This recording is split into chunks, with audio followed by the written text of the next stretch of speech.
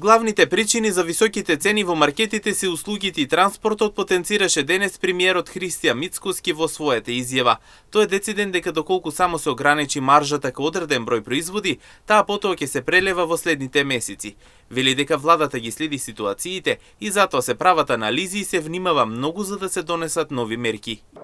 Ако ги исклучиме храната, процесуирана и останатиот дел производи кои што се делот, тој синџир, како што се зеленчукот и така натаму, ќе видиме дека најголемиот дел генератори на оваа инфлација се практично транспортните услуги, генерално услугите во целина. Да речеме ресторанските услуги, која ќе се споредат со минатата година, се околу 24-25% зголеми за истиот месец. Истото тоа важи и за транспортните услуги. Као овошјето имаме огромно зголемување, двоцифрено. Тука мислам на јаболките, бананите, лимоните и така натаму и така натаму. Значи одиме ставка по ставка, детал по детал, додека не дојдеме до конечната одлука што понатаму. Нашата пракса покажала дека ако само ја ограничиме маржата кај одреден дел производи, посебно кога зборуваме кај прехранбените, таа потоа се прелева во следните месеци и на крајот се нивелира. Не сакаме да западнеме во таа замка.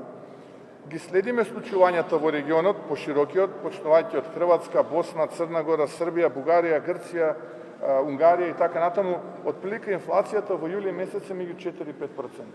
И секаде токму поради истото. Зголемените плати и пенсии прават притисок врз побарувачката, додаде Мицкоски. Рече дека со самата побарувачка е очекувано и покачувањето на цените. Тоа значи дека зголемените плати, во случајот и пензиите, кои што номинално се зголемија, прават притисок врз побарувачката, односно имаме зголемена побарувачка и луѓето можат таа цена за услугата да ја платат.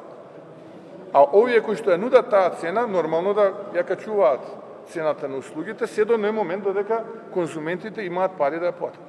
Затоа сме многу внимателни, во делот на носење на мерки, така што еве, јас тука би се задржал и очекувам дека оваа анализа многу скоро ќе биде готова и ќе бидеме многу внимателни околу мерките, бидејќи ви велам, производ по производ, илјадници производи се анализираат, групи на производи се анализираат, услуги, за да дојдеме до едно трајно решение.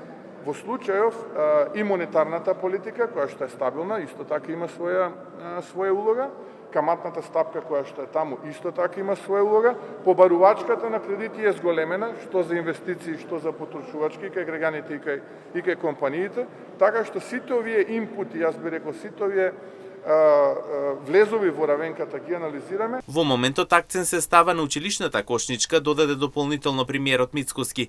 Потенцираше дека на владата и надлежните им е потребно само уште малку простор за да може да се донесат трајни решенија.